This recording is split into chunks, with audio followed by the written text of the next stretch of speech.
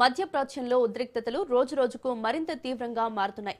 America, Israel, Iran మధ్య పెరుగుతున్న యుద్ధ వాతావరణం సామాన్య ప్రజల జీవితాలను అతలాకుతలం చేస్తుంది. ముఖ్యంగా ఇరాన్ రాజధాని టెహ్రాన్లో పరిస్థితి ఆందోళనకరంగా మారింది. వరుస బాంబు దాడుల కారణంగా అక్కడ దాదాపు 10 లక్షల మంది ప్రజలు తమ ఇళ్లను వదిలి వెళ్లాల్సిన పరిస్థితి ఏర్పడిందని అంతర్జాతీయ నివేదికలు చెబుతున్నాయి. పలు ప్రాంతాల్లో జరిగిన వైమానిక దాడులతో నివాస ప్రాంతాలు, మార్కెట్లు, రహదారులు తీవ్రంగా దెబ్బతిన్నాయి. భయాందోళనలతో ప్రజలు పెద్ద ఎత్తున నగరాన్ని వదిలి సురక్షిత ప్రాంతాలకు వెళ్లే ప్రయత్నం చేస్తున్నారు. దీంతో టెహ్రాన్ నగరం మొత్తం ఉద్రిక్త వాతావరణంలో ఉంది.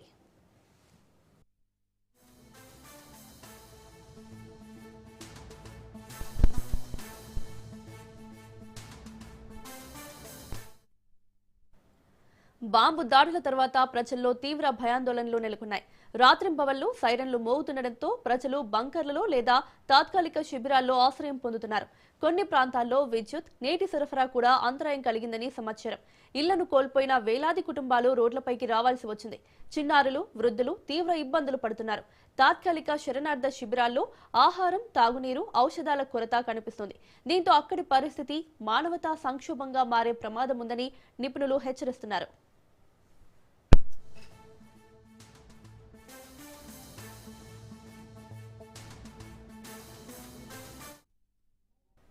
ఇక బాంబు దాడుల్లో గాయపడిన వారి సంఖ్య కూడా పెరుగుతోంది.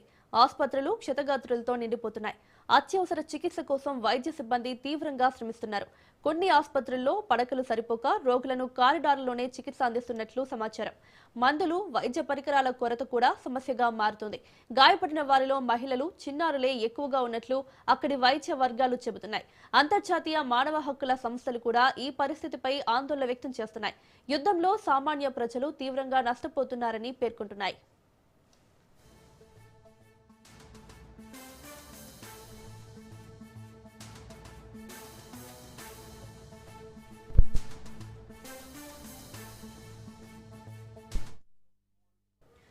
మొత్తానికి మధ్యప్రాచ్యంలో పెరుగుతున్న ఈ యుద్ధ వాతావరణం రాజకీయ పరిణామాలకే కాకుండా మానవతా సంక్షోభానికి దారితీస్తుంది.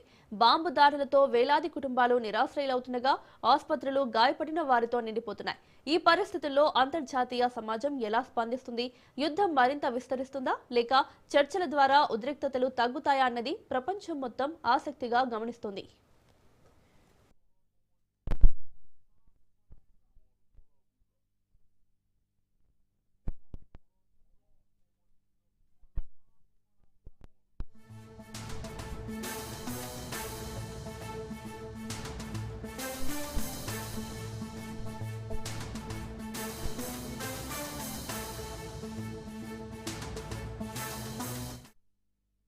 బ్రేకింగ్ న్యూస్ చూస్తున్నాం.